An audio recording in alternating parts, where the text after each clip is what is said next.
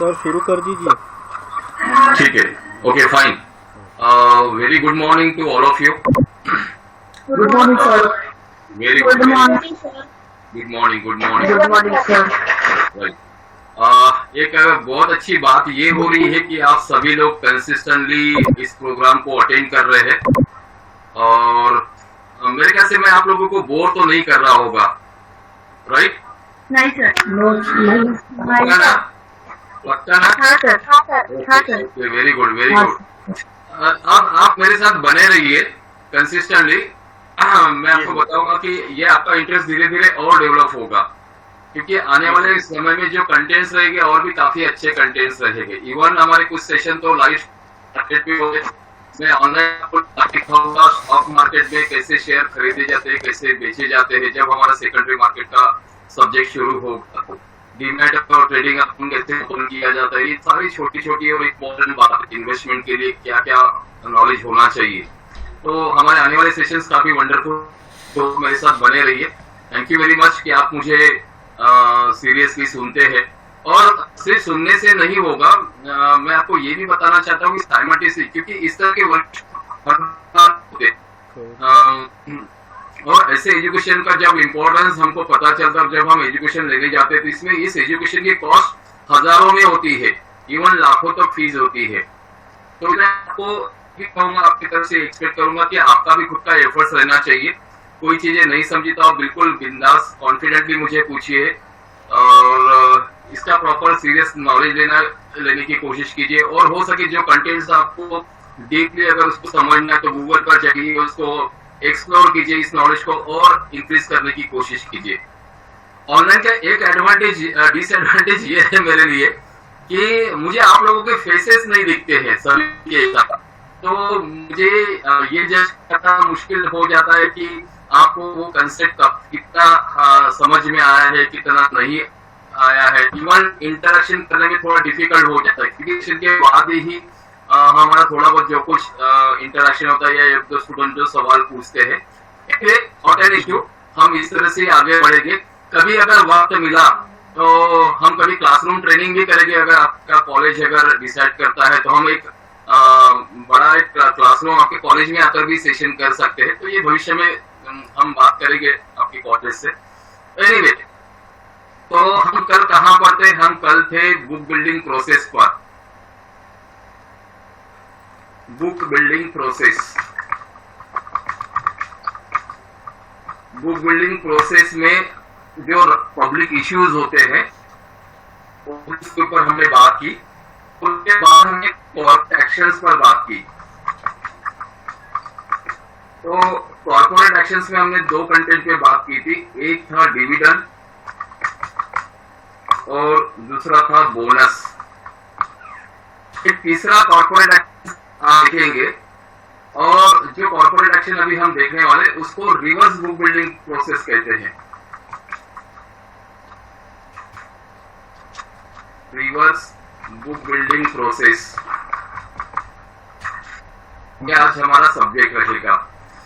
अभी तक हम बुक बिल्डिंग प्रोसेस पर बात कर रहे थे। काफी इंपॉर्टेंट वर्ड्स है, टर्म्स है। जब आप फाइनेंस इंडस्ट्री में जाओगे तो इस तरह के वर्ड्स के और के साथ आपका इंटरेक्शन होगा। और काफी इवन ये सारे टर्म्स का तो जब इंटरव्यूज होते हैं तो उसमें भी इस तरह के टर्म्स पूछे जाते हैं, तो ये हमको पता होना चाहिए। और हमारी इन्वेस्टमेंट का भी पार्ट है, तो इसमें भी ये नॉलेज काफी इंपॉर्टेंट होता है। तो रिवर्स बुक बिल्डिंग प्रोसेस में आज जो हम कॉर्पोरेट एक्शन के ऊपर बात करने वाले हैं उसे कहेंगे बायबैक। बायबैक या इसको ओपन ऑफर भी कहा जाता है। ओपन ऑफर के ऊपर बात करेंगे। ये इसको ओपन ऑफर भी कहा जाता है या इसको रिवर्स बुक बिल्डिंग प्रोसेस भी कहा जाता है बायबैक को। अब बायबैक का मतलब क्या होता है? Hello sir. हाँ बोलो, क्या हुआ?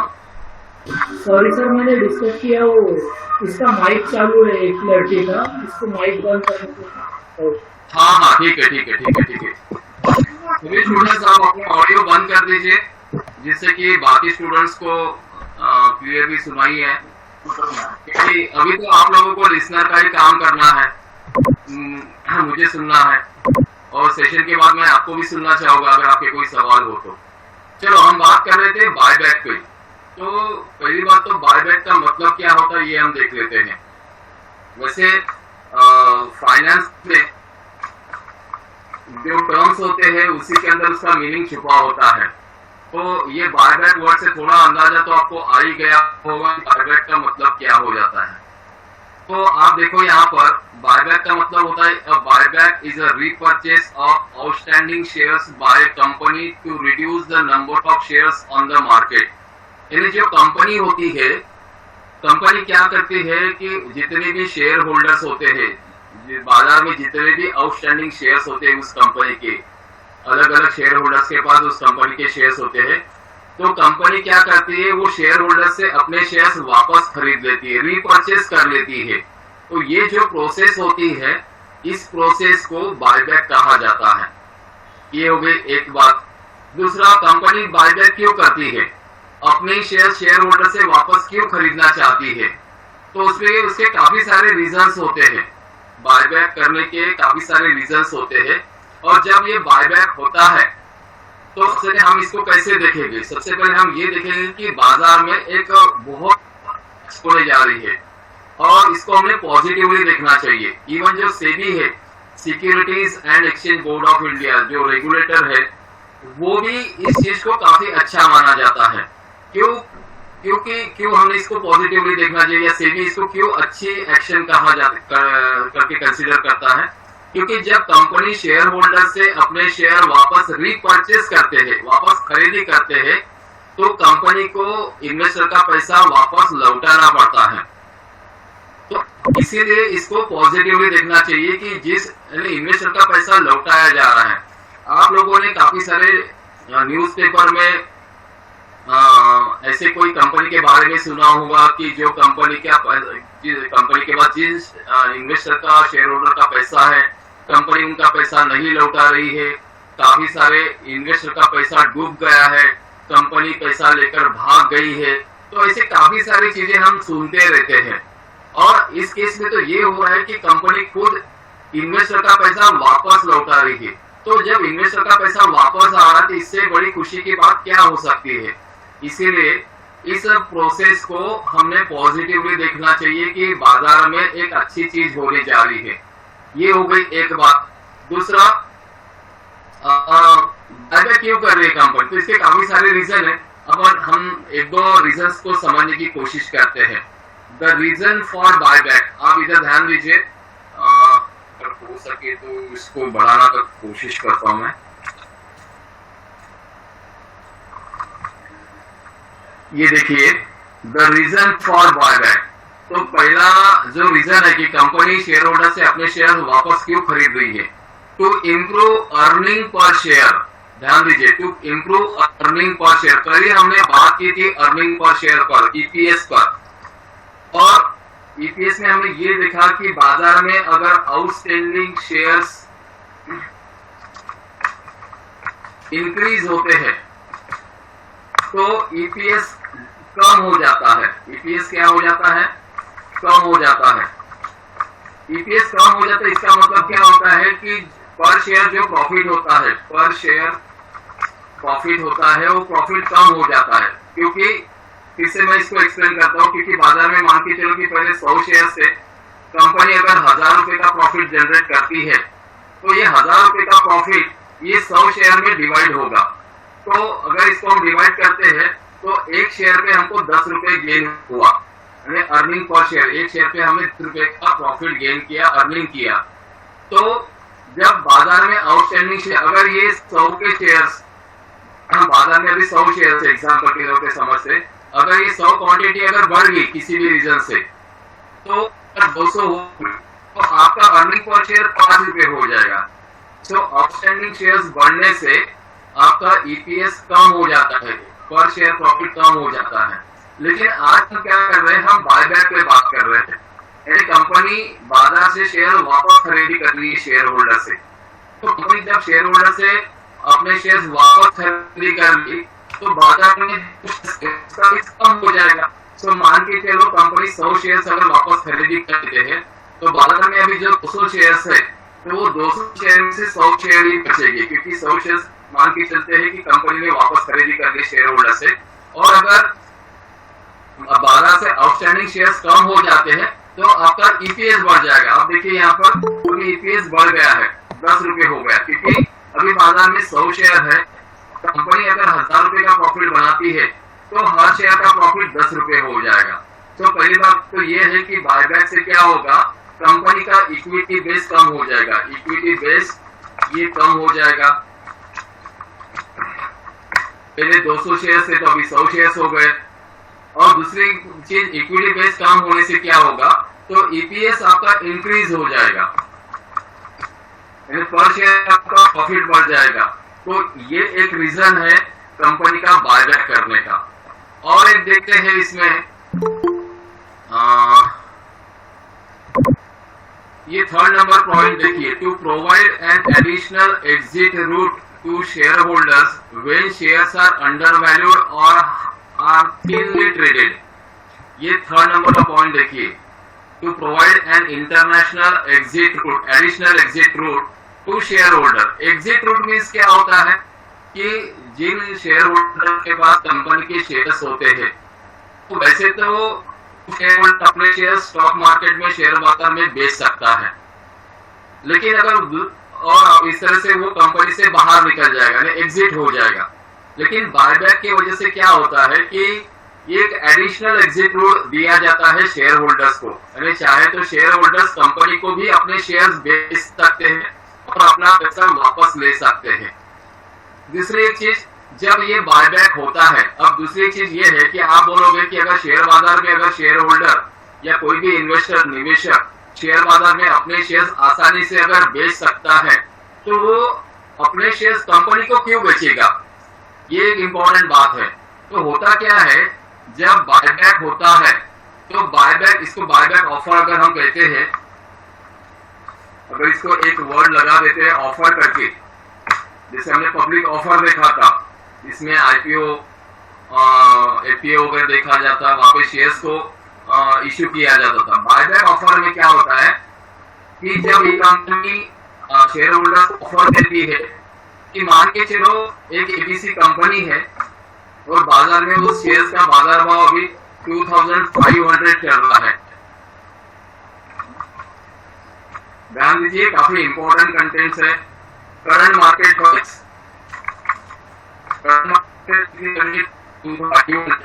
अब कंपनी कहती है कि आपसे हम शेयर होल्डर को कहती है कि हम आपके शेयर्स वापस खरीदी कर लेंगे। दूसरी चीज, जब कंपनी इस तरह की कॉर्पोरेट एक्शन करती है तो पहले सेबी को इन्फॉर्म करती है कि हम बाजार से इतने number of equity shares buyback करने वाले शेयर होल्डर से, और किस प्राइस में करने वाले, क्या प्राइस ऑफर की जाएगी शेयर होल्डर्स को। तो इसलिए आपको एक बार ध्यान में रखना है, जब भी बायबैक किया जाता है उसमें प्रीमियम रेट ऑफर किया जाता है। प्रीमियम रेट ऑफर किया जाता है शेयर होल्डर को। अब प्रीमियम रेट क्या होता है, कंपनी कहती है बाजार में करंट मार्केट प्राइस 2500 रुपए चल रही है, कंपनी कहती है कि हम आपसे 3000 में शेयर खरीदी करेंगे, यानी ज्यादा प्राइस से आपसे शेयर खरीदी करेंगे। This is all the premium rate offering. तो कंपनी क्या करती है, ज्यादा रेट ऑफर करती है बायबैक में शेयर होल्डर्स को, और ज्यादा रेट में कंपनी शेयर होल्डर से वापस खरीदी कर लेती है। तो इस तरह से कोई भी अपना शॉर्ट टर्म प्रॉफिट देखेगा। एक शेयर होल्डर, अगर मान के चलो आपके पास ये एबीसी कंपनी की शेयर्स है, तो आप सोचोगे अरे बाजार में तो 2500 रुपीज शेयर्स की प्राइस चल रही है और कंपनी हमको 3000 रुपए प्राइस ऑफर कर रही है, तो आप इमीडिएटली क्या करोगे, आप शेयर बाजार में नहीं बेचोगे अपने शेयर्स, आप कंपनी को ये शेयर्स बेचोगे। और जब ये प्रोसेस होती है तो इसके लिए कंपनी क्या करती है, जितने भी एग्जिस्टिंग शेयर होल्डर होते हैं उनको मेल के थ्रू इन्फॉर्म करती है कि कंपनी बायबैक करने वाली है, कौन से तारीख को करने वाली है और किस रेट में ऑफर किया जाएगा आपको बायबैक ऑफर। ये देखिए मैं एक चीज आपको और यहाँ पर बताता हूँ, ई क्लास करके। और दूसरी चीज ये भी आपको देखना है कि जब ये बायबैक होता है तो इसका साइज कितना बड़ा होता है, कितनी बड़ी अमाउंट इन्वॉल्व होती है, ये भी हम देखने की कोशिश करेंगे। तो ये जो पेज है बिजनेस स्टैंडर्ड का ये पेज है और आप देख रहे हैं यहाँ पर ई क्लास करके कंपनी है, आप लोगों को शायद इस कंपनी का नाम पता होगा। ये आईटी सेक्टर की कंपनी जैसे इन्फोसिस वगैरह है, उसमें ये ई क्लास एक कंपनी है। पुणे में इसका काफी बड़ा शानदार ऑफिस है। आप जिस लोग आने वाले समय में ऐसे कंपनीज में काम करना चाहेंगे, जॉब करना चाहोगे, सो ई क्लास कंपनी ये स्टॉक मार्केट में लिस्टेड है। और ई क्लास कंपनी ने क्या किया था, बीच में इन्होंने बायबैक किया था। तो आप ये सेंटेंस मैं पढ़ता हूँ, ध्यान दीजिए।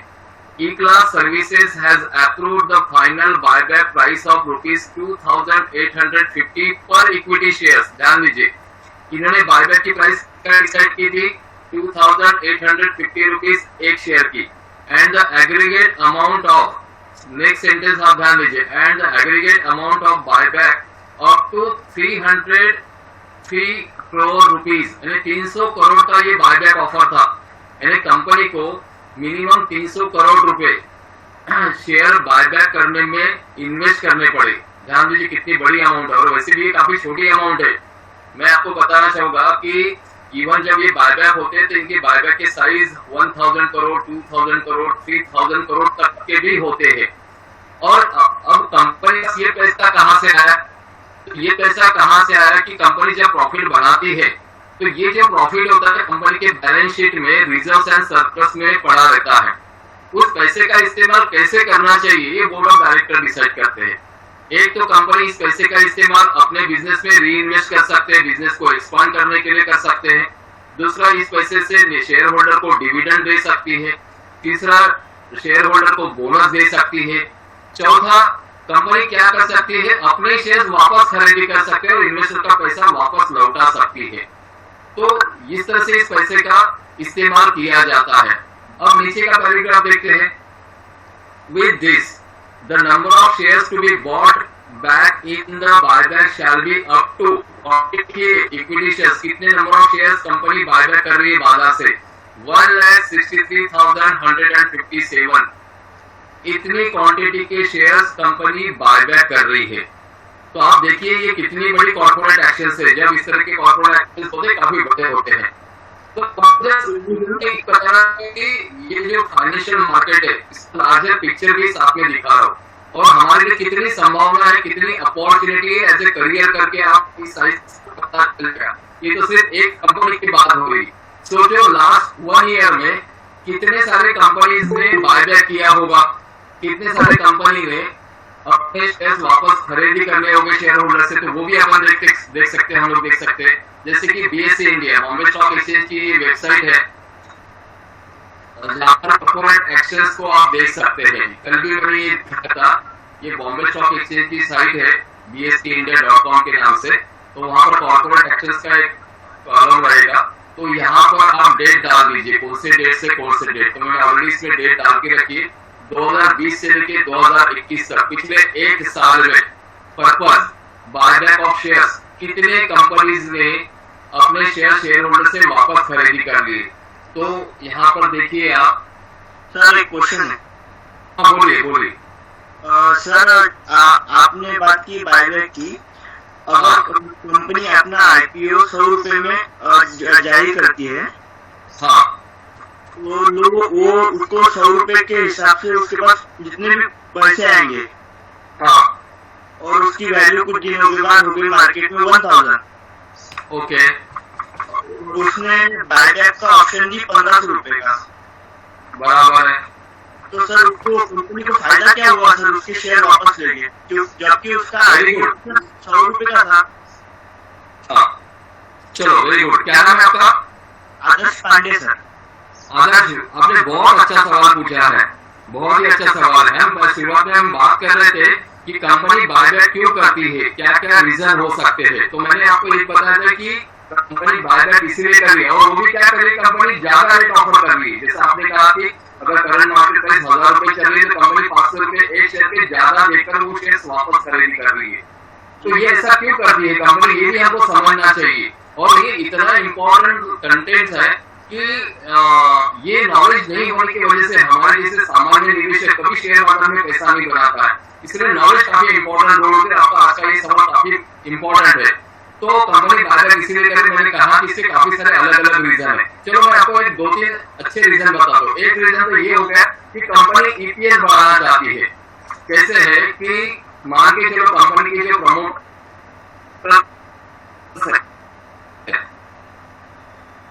आवाज नहीं आ रहा सर, आवाज नहीं आ रहा। आवाज नहीं आ रहा, एक मिनट। हेलो, अभी आ रहा है आवाज? आ गया ना? ओके। मान के चलो आप इस कंपनी के प्रमोटर हो और आपका ये एबीसी कंपनी के आप प्रमोटर हो आदर्श, तो आपके पास भी ये कंपनी के शेयर्स रहेंगे, बराबर। मान के चलो कि आपके पास कंपनी के 5000 शेयर्स है। वैसे तो प्रमोटर्स के पास लाखों में शेयर्स होते हैं अपनी कंपनी के। कंपनी एक्ट ये कहता है कि सारा रिस्क शेयर होल्डर की नहीं रहेगी, प्रमोटर्स की भी खुद की रिस्क होना चाहिए। जिससे प्रमोटर अपना खुद का पैसा खुद के बिजनेस पे निवेश करता है और खुद के पास अपने शेयर्स रखता है कंपनी के। तो आदर्श मान के चलो आपके पास 5000 शेयर्स है और बाजार में जो स्टॉक मार्केट में अलग अलग शेयर होल्डर्स के पास जो शेयर से बाजार में वो 10,000 क्वांटिटी है। ध्यान दीजिए, एज ए प्रमोटर आपके पास 5000 शेयर्स है और बाजार में अलग अलग शेयर होल्डर्स के सबके मिला के 10,000 शेयर्स है। अब मान के चलो कि कंपनी 1 लाख रुपए का प्रॉफिट बनाती है, 1 2 3 4 5, तो क्या होगा, ये 1 लाख का प्रॉफिट, अभी टोटल शेयर्स कितने हो गए प्रमोटर्स के और आपके मिला के, तो आप ध्यान दीजिए 10,000 प्लस 5,000, ये 15,000 शेयर्स हो गए। तो कंपनी ने ये जो प्रॉफिट बनाया है ये 15,000 शेयर्स में डिस्ट्रीब्यूट होगा। तो एक शेयर पे कितना प्रॉफिट शेयर होल्डर को, तो ये होगा 6 रुपये 66 पैसे।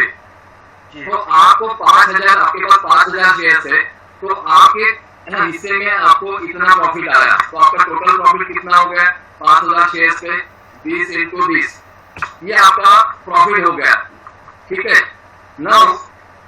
आप क्या कर रहे हैं, ये बाजार में जो 10,000 शेयर्स है, आप इस 10,000 शेयर में से 5,000 शेयर्स को बायबैक कर रहे हैं। तो यहाँ पर 10,000 की जगह 5,000 हो जाएगा, बराबर है जी। और आपके पास 10,000 क्वांटिटी हो जाएगी क्योंकि आपने 5,000 शेयर्स बायबैक कर लिए हैं। तो अभी अगर भविष्य में अगर कंपनी 1 लाख का प्रॉफिट बनाती है तो प्रॉफिट तो इस तरह से डिस्ट्रीब्यूट होगा क्योंकि टोटल क्वांटिटी तो 15,000 ही है। यहाँ पर देखिए 15,000 ही है, प्रॉफिट उतना ही है, लेकिन आपका प्रॉफिट इधर बढ़ गया था। समझ में आया आपको? जी सर, आपका प्रॉफिट बढ़ गया है जी। तो अगर आप चाहते हो कि अगर आपको लगता है, देखिए हो कैसा है कि हमारा घर का बच्चा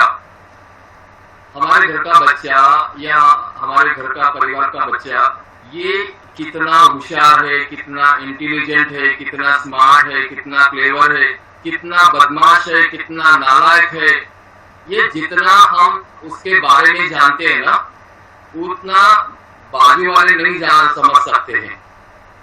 बात समझ में आ रही है आपको मैं क्या कह रहा हूँ? अगर सर हाँ जी सर, और एक क्वेश्चन है। हाँ जी सर, जैसे बायबैक पर जो पॉलिसी है ये कंपनी अपने एक्सटर्नल इन्वेस्टर के लिए लाती है कि ये सभी इन्वेस्टर के लिए होती है? सभी इन्वेस्टर के लिए होती है, सभी शेयर होल्डर के लिए होती है। अच्छा, उनका पर्पज होता है कि अपने शेयर की वैल्यू बढ़ाना है। ये एक रीजन है, मैं ये नहीं कहता कि यही एक रीजन है, इसके काफी रीजन है अलग अलग। हम सिर्फ एक रीजन पे बात कर रहे हैं अभी।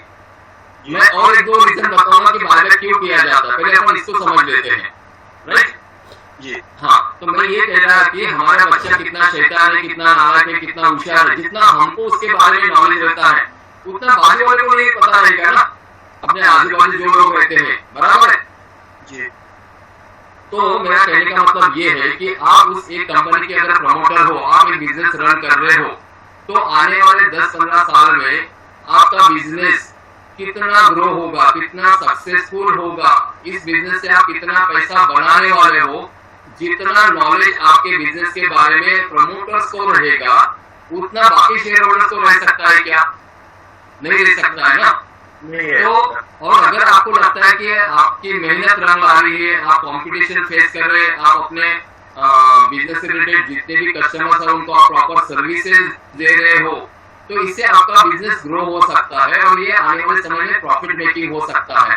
और अगर आपको लगता है कि आने वाले समय में आपका बिजनेस प्रॉफिट मेकिंग हो सकता है और आप चाहते हो कि जो भी प्रॉफिट आएगा वो आप मैक्सिमम से मैक्सिमम रखना चाहोगे, आप नहीं चाहते हो कि आप अपने शेयर होल्डर्स के साथ प्रॉफिट शेयर करो, आप चाहते हो कि जो भी पैसा बने कंपनी के बिजनेस में वो आपको मिलना चाहिए, तो ये एक रीजन हो सकता है कि कंपनी अपने शेयर बायबैक कर लेगी जिससे कि उनको ज्यादा प्रॉफिट हो सकता है। सो आर वी क्लियर? ये एक रीजन समझ में आया आपको? जी सर। ओके, तो एक दूसरा रीजन के ऊपर हम बात करते हैं क्योंकि ये टॉपिक काफी बड़ा है। अगर इवन मैं अगर इसके ऊपर दिन भर भी बात करूं तो भी खत्म नहीं होगी, लेकिन आपका कंसेप्ट में क्लियर कर देता हूं इवन आप सभी स्टूडेंट्स का। एक और रीजन पे हम बात करते हैं, एक दो रीजन और लेते हैं क्योंकि आपका सवाल काफी इंपॉर्टेंट है और बाकी स्टूडेंट्स को भी ये सवाल हो सकता है कि कंपनी ज्यादा प्राइस देके क्यों शेयर बायबैक करती है। एक तो ये हो गया है। दूसरी एक चीज क्या होता है कि जब बारिश का मौसम होता है तो बाजार में पता है कि इस तरह के स्लोगन्स आना शुरू हो जाता है।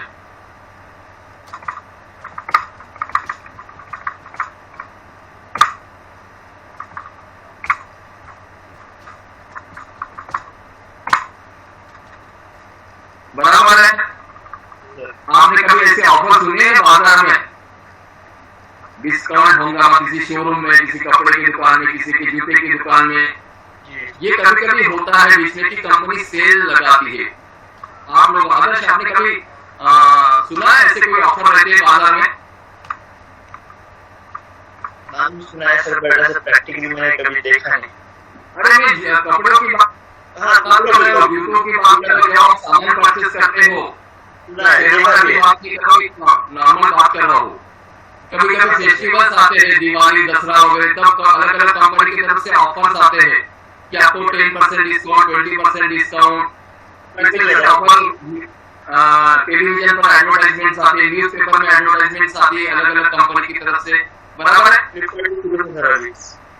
हाँ, तो अभी सोचो अगर मान के चलो एक दिन आप बड़े मॉल में जाते हो और आपको रिबॉक का शू लेना है, तो जो विंडो डिस्प्ले में आपको एक शू पसंद आता है ब्रांडेड रिबॉक का शू, तो उसकी प्राइस अगर आप देखते हो तो वो 3000 रुपीज है। तो उस वक्त ये हो सकता है कि हमारा पैकेट हमको अफोर्ड नहीं कर सके कि भैया 3000 का इतना महंगा शू ले, लेकिन कुछ दिनों के बाद उसी रिबॉक कंपनी की तरफ से आपको ऑफर इन एक एडवर्टाइजमेंट दिखती है कि 30% डिस्काउंट है।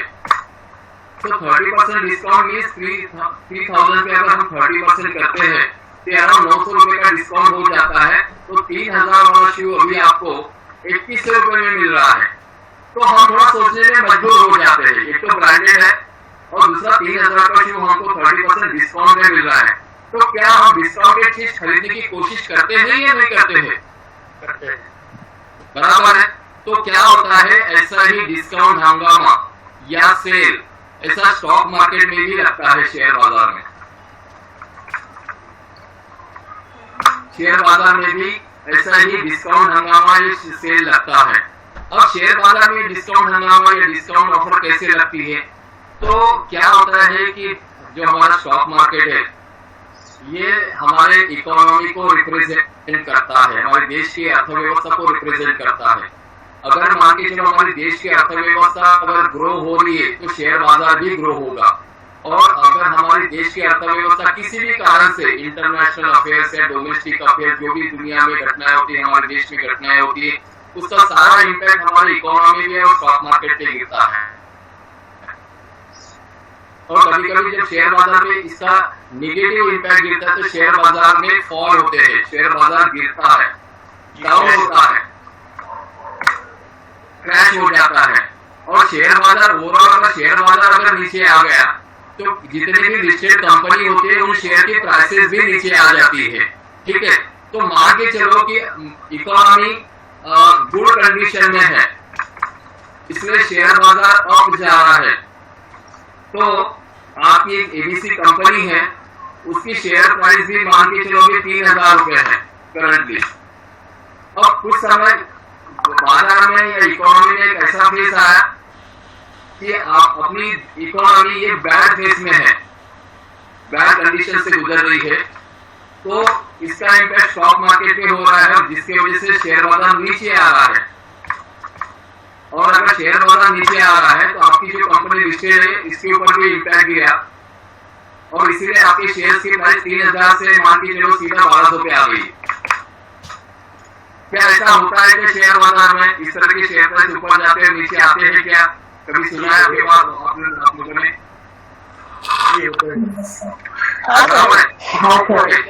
तो 3000 वाला शेयर का बाजार भाव भी 1200 पे आ गया है।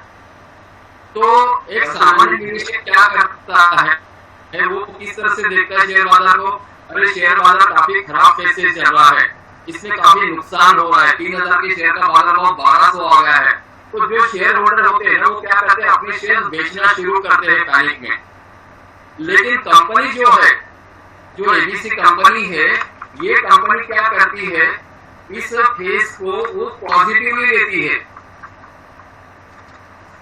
कंपनी क्या करती है, पॉजिटिवली लेती है। जस्ट मैं एक रीजन बता रहा हूँ कि कंपनी बाजार क्यों कर रही है, ध्यान से सुनिए, काफी इंपॉर्टेंट है।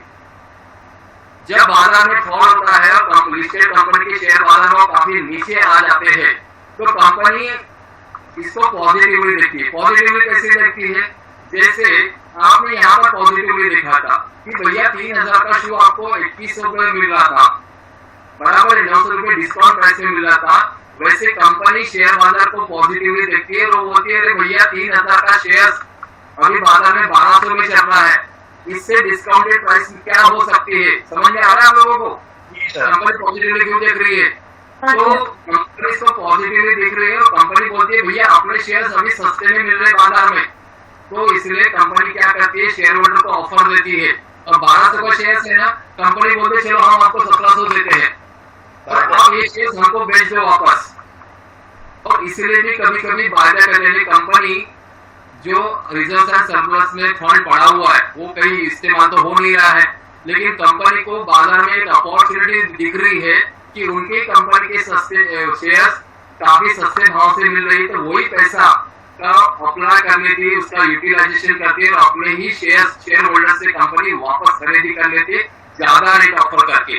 अगर 1200 को 1700 भी दे दिया तो भी कंपनी को पुराना है। क्यों पुराना है? क्योंकि यहाँ पर रिटेलर और कंपनी में क्या फर्क है ये भी हमको समझना है।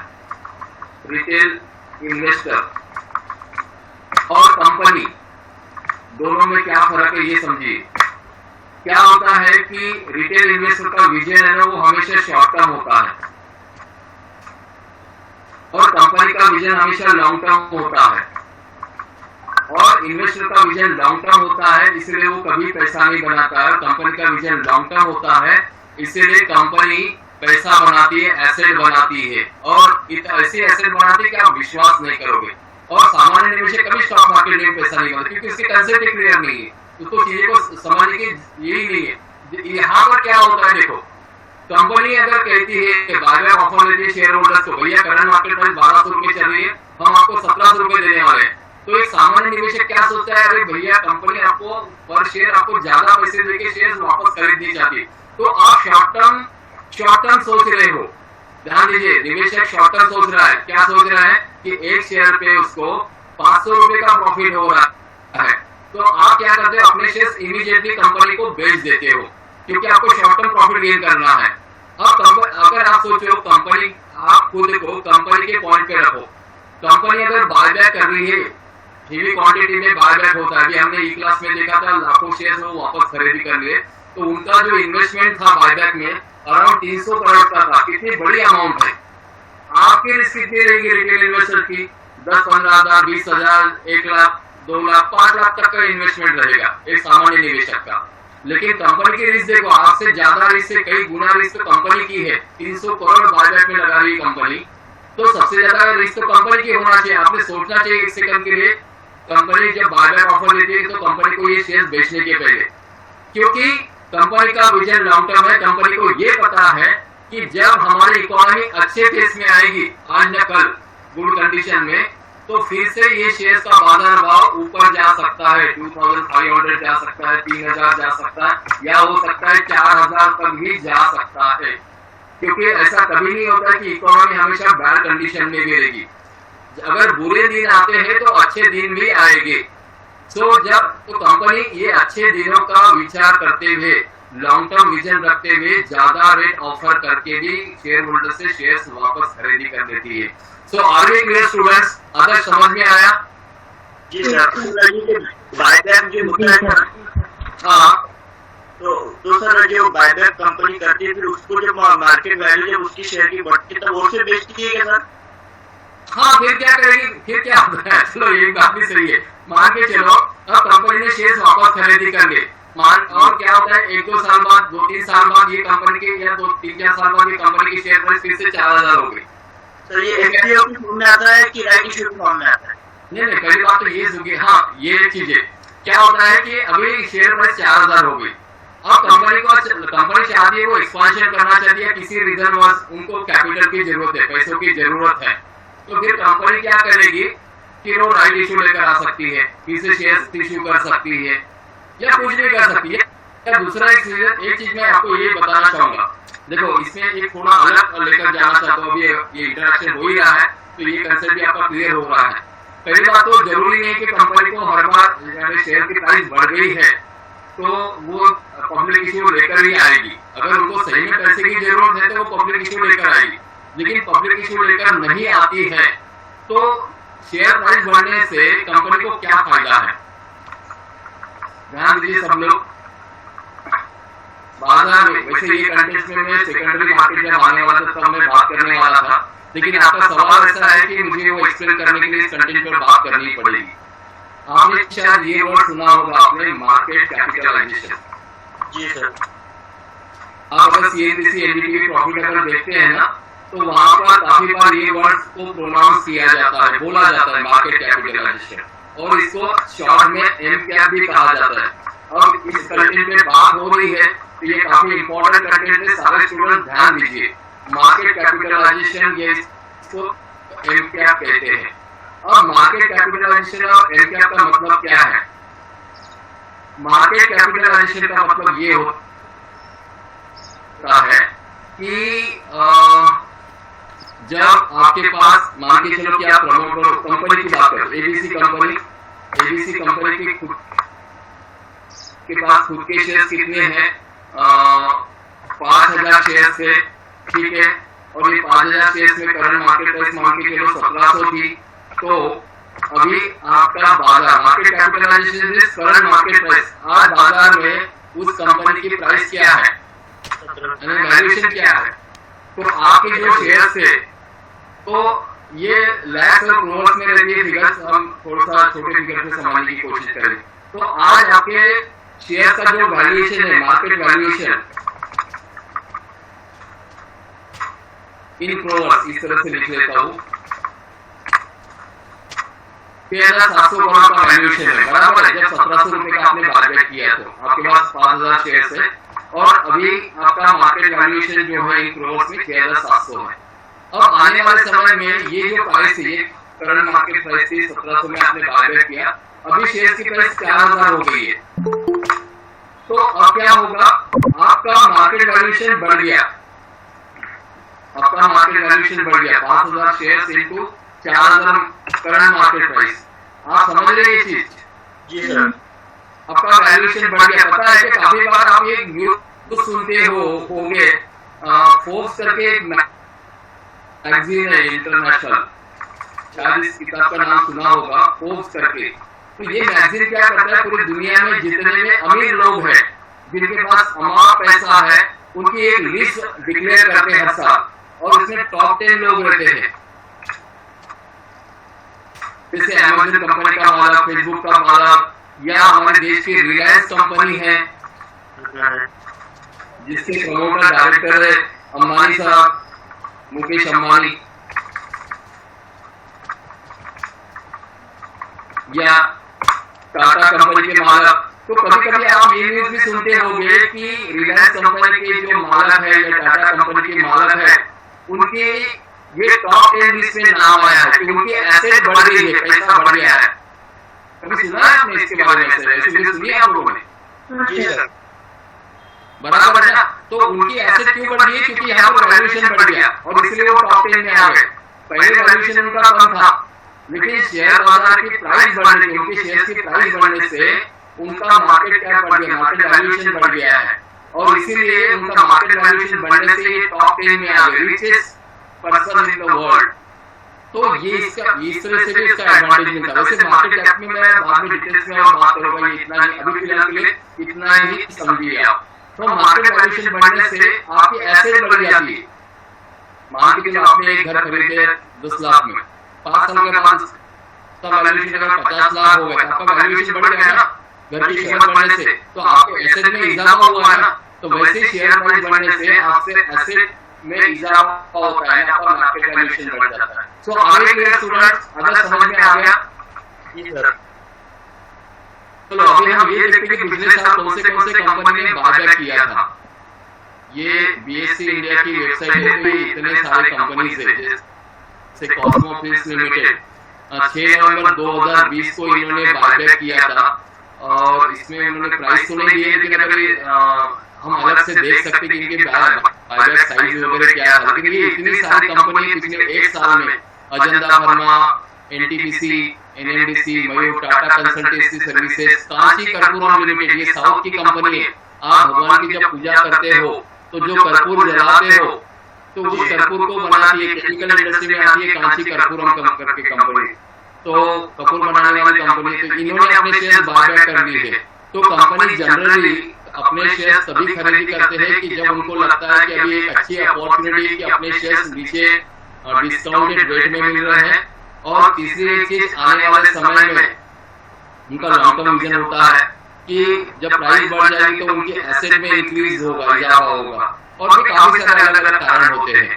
तो इवन विप्रो ने किया, Garware technicals, engineers India limited, GAIL India limited, Indian commerce, इतने सारे कंपनीज ने बायबैक किया है पिछले 1 साल में। तो ये सारे आपको फाइनेंशियल वेबसाइट पर ये डाटा मिलता है आसानी से। आप गूगल को बोल दीजिए कि मुझे ये डाटा चाहिए, तो गूगल आपको ये डाटा दे देती है, या फिर बॉम्बे स्टॉक एक्सचेंज या नेशनल स्टॉक एक्सचेंज या मनी कंट्रोल, ऐसी जो फाइनेंशियल वेबसाइट है, यहाँ पर भी आपको ये डाटा मिल जाता है। सो आगे क्लियर स्टूडेंट्स, बायबैक का मतलब समझ में आ गया आप लोगों को?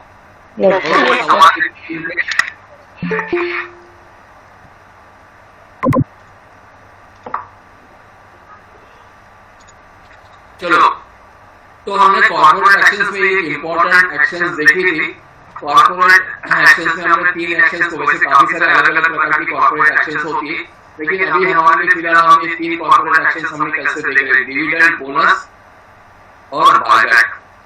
और बायबैक जो होता है इसको रिवर्स बुक बिल्डिंग प्रोसेस कहते हैं, और इसके पहले हमने बुक बिल्डिंग प्रोसेस देखा था। मैं बार बार इसलिए भी रिपीट करता हूँ काफी सारे टर्म्स, क्योंकि फाइनेंस ऐसा है कि आपको बार बार आपके कानों के वो जब शब्द आता है तो इसके आपका एक अच्छी रिवीजन हो जाती है, इसलिए मैं बार बार रिपीट करने की भी बात करता हूँ, क्योंकि आपके लिए काफी सारे स्टूडेंट्स के लिए ये सब्जेक्ट या ये कंटेंट से नए हो सकते हैं। काफी स्टूडेंट्स ये नए पहली बार सुन रहे होंगे, तो इसलिए बार बार रिपीट करने से भी आपका रिवीजन होते जाता है साइमल्टेनियसली। ये इसके पीछे का कारण है। चलो ठीक है, तो आज का हमारा काफी सारा वक्त ये इस कंटेंट पे गया है। कोई बात नहीं, देखिए सारी चीजें इम्पोर्टेंट भी थी और आदर्श का सवाल भी काफी इम्पोर्टेंट था, तो इससे हमारा ये कंसेप्ट समझने में भी आसानी हो गई डिटेल में। तो ऐसे ही सारे कंटेंट से हम घंटों चर्चा कर सकते हैं। एक एक कंटेंट काफी बड़े सब्जेक्ट्स है, तो लेकिन अभी हमारे पास समय की कमी होने की वजह से जितना हो सके उतना हम इंटरेक्शन करने की कोशिश करते हैं। चलो अभी हम आगे बढ़ते हैं। हमने पिछले 3 सेशन में बुक बिल्डिंग प्रोसेस और रिवर्स बुक बिल्डिंग प्रोसेस, ये दोनों पे हमने बात की। बुक बिल्डिंग प्रोसेस ये कैपिटल रेजिंग के लिए होती है, बाजार से पैसे उठाना है तो उसके लिए, और रिवर्स बुक बिल्डिंग इसलिए होती है कि शेयर होल्डर से शेयर्स वापस खरीदे जाते हैं। तो ये जब इस तरह की जब प्रोसेस होती है बाजार में, तो अभी हम ये देखेंगे कि ये प्रोसेस होती कैसे है, इसके पीछे क्या लॉजिक होता है, कौन सी एंटिटीज, कौन से लोग इसमें इन्वॉल्व होती है। आप लोग समझिए, ये प्रोसेस इतनी बड़ी होती है कि मान के चलो कि नागपुर में नितिन गडकरी जी जो कैबिनेट मिनिस्टर है, ये सोचते हैं कि हम नागपुर में मेट्रो का प्रोजेक्ट करेंगे या किसी स्टेट में हम इंटरनेशनल एयरपोर्ट बनाएंगे या किसी रिवर पे बहुत बड़ा डैम बनाएंगे या किसी स्टेट में काफी बड़ा पावर प्रोजेक्ट बनाएंगे। ये कितने बड़े बड़े प्रोजेक्ट्स हैं, उतनी ही बड़ी ये प्रोसेस होती है, बुक बिल्डिंग प्रोसेस। ये बड़े क्यों होते हैं? क्योंकि इसमें हजारों करोड़ का पैसा इन्वॉल्व होता है इन प्रोजेक्ट्स में। तो जब किसी कंपनी का पब्लिक इश्यू बाजार में आता है तो वो कंपनी का उतनी बड़े अमाउंट का इन्वॉल्वमेंट होता है। मैं आपको ये सारी चीजें प्रैक्टिकली दिखाने वाला हूँ। आप बिलीव नहीं करोगे, जब कोई कंपनी एक पब्लिक इश्यू लेकर आती है, बाजार से कैपिटल रेज करती है, तो उनका जो साइज होता है वो होता है 5,000 करोड़, 10,000 करोड़, इतने बड़े ये अमाउंट होती है, इतनी बड़ी अमाउंट। तो वैसे ही जैसे इन प्रोजेक्ट में बड़े बड़े अमाउंट इन्वॉल्व होते हैं, तो इतना बड़ा ये प्रोसेस होती है book building process.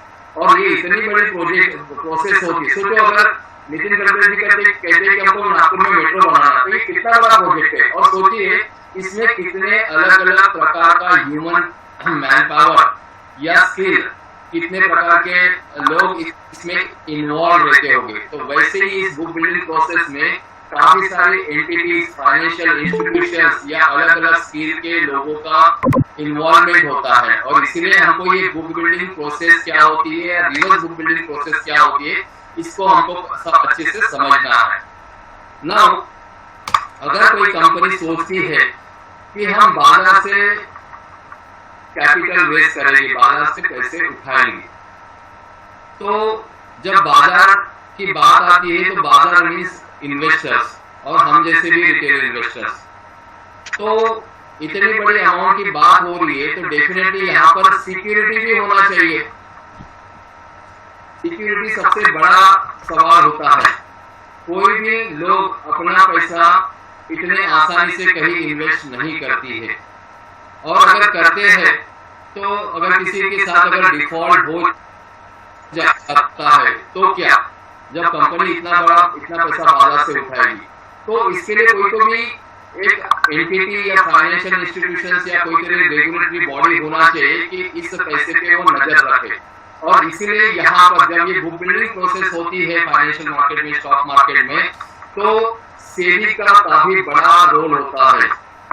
SEBI means securities and exchange board of India.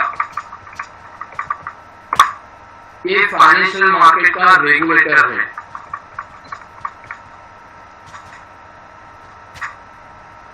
और पूरे फाइनेंशियल मार्केट को ये सेबी रेगुलेट करता है। इसीलिए सेबी का ये कहना है कि जो कंपनी बाजार से कैपिटल रेज करना चाहती है, आईपीओ लाना चाहती है, बाजार से पैसे उठाना चाहती है, तो उनको हमारी शर्तों के हिसाब से वो पूरी प्रोसेस कंप्लीट करना पड़ेगा। तो उसमें काफी सारी शर्तें होती है। एक जो इम्पोर्टेंट उनका रूल होता है सेबी का, वो ये है कि जो कंपनी बाजार से कैपिटल रेज करना चाहती है, that company come with DRHP report. उस कंपनी को DRHP रिपोर्ट सेबी को सबमिट करना पड़ेगा। ये सबसे पहली स्टेप। और DRHP रिपोर्ट क्या होता है? इसका लॉन्ग फॉर्म है draft red herring prospectus. DRHP का मतलब होता है ड्राफ्ट रेड हियरिंग प्रॉस्पेक्टस। तो वो कंपनी को ये जो डॉक्यूमेंट है, ये डॉक्यूमेंट अराउंड 500 से 1000 पेजेस का होता है। ये जो डॉक्यूमेंट होता है 500 से 1000 पेज का डॉक्यूमेंट होता है या उससे भी ज्यादा पेजेस में होता है। अब ड्राफ्ट रेड हेरिंग प्रॉस्पेक्टस का मतलब क्या होता है? Draft means document. ड्राफ्ट का मतलब होता है डॉक्यूमेंट। रेड का मतलब होता है अलर्ट, ये खतरे का निशान होता है, रेड कलर। तो ये जो डॉक्यूमेंट होता है, ये क्या होता है? इसको ऑफर डॉक्यूमेंट भी कहा जाता है। ऑफर डॉक्यूमेंट, किसे ऑफर डॉक्यूमेंट कहा जाता है? ये बीआरएचपी रिपोर्ट को।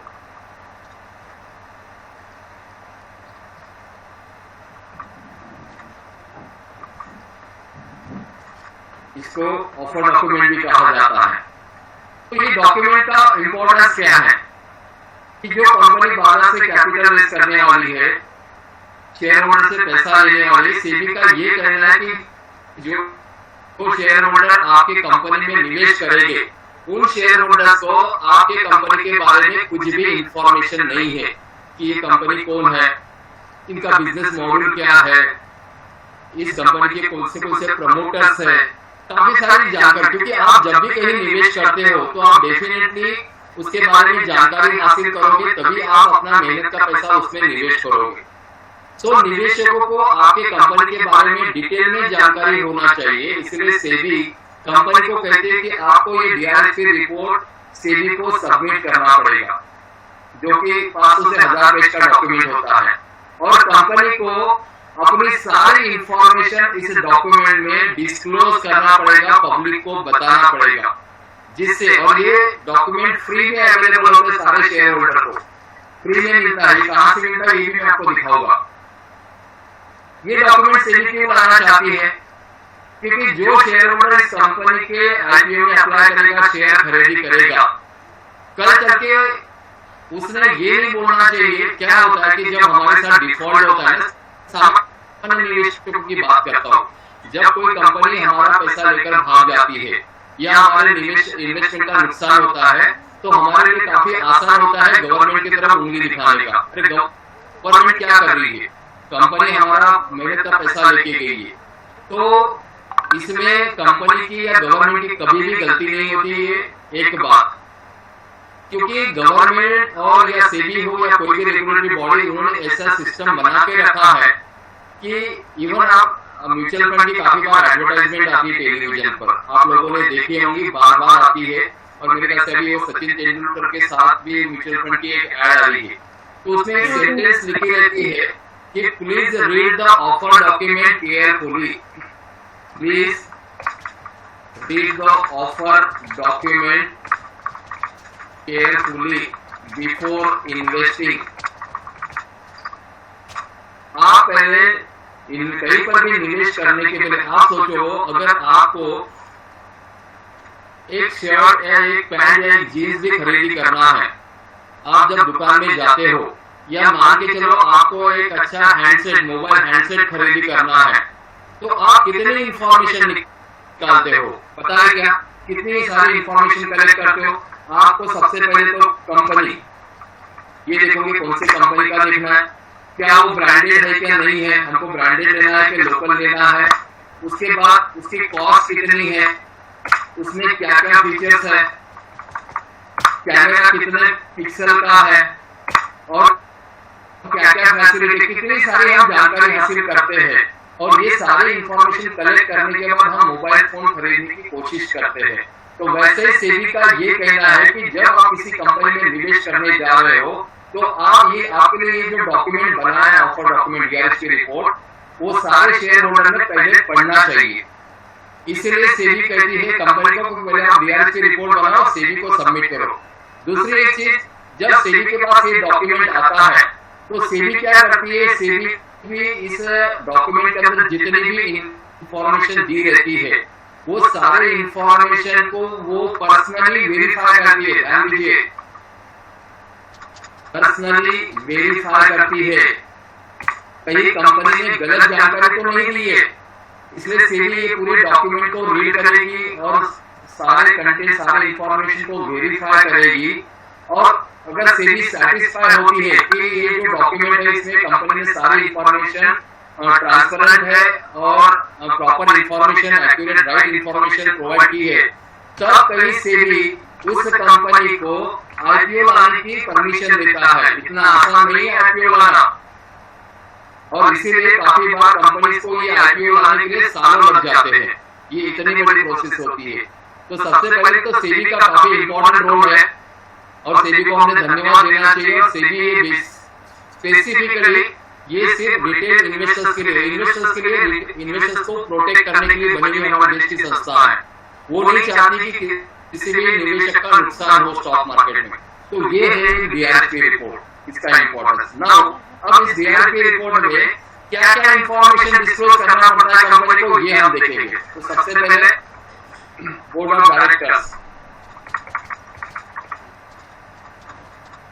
कितने डायरेक्टर्स है कंपनी में? 2 डायरेक्टर है, 4 डायरेक्टर है, 10 डायरेक्टर है या 50 डायरेक्टर, और सारे डायरेक्टर का पूरा पर्सनल डिटेल्स, एक डायरेक्टर का पर्सनल इंफॉर्मेशन रहेगा।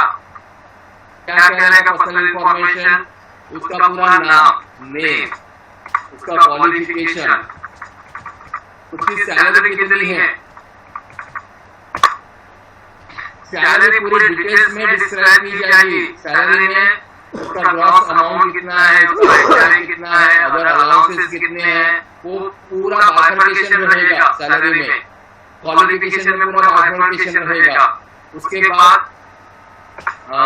उनके एसेट्स में बोलो तो उसका बैंक बैलेंस कितना है, बैंक में कितना एफडीज में पैसा है, अदर इन्वेस्टमेंट्स, प्रॉपर्टी कितनी है, कहाँ जमीन है, सोना कितना है। उसके बाद उनके घर में कितने नौकर चाकर है, कितने डोमेस्टिक एनिमल्स है, या उनके ब्लड रिलेटिव्स, फैमिली मेंबर्स के डिटेल्स, इतनी डिटेल में जानकारी होती है इसमें। इवन एक इम्पोर्टेंट चीज, ये डीआरपी रिपोर्ट में ये भी बताया जाता है कि अगर किसी बोर्ड ऑफ डायरेक्टर ने या किसी प्रमोटर ने फाइनेंशियल स्कैम किया है,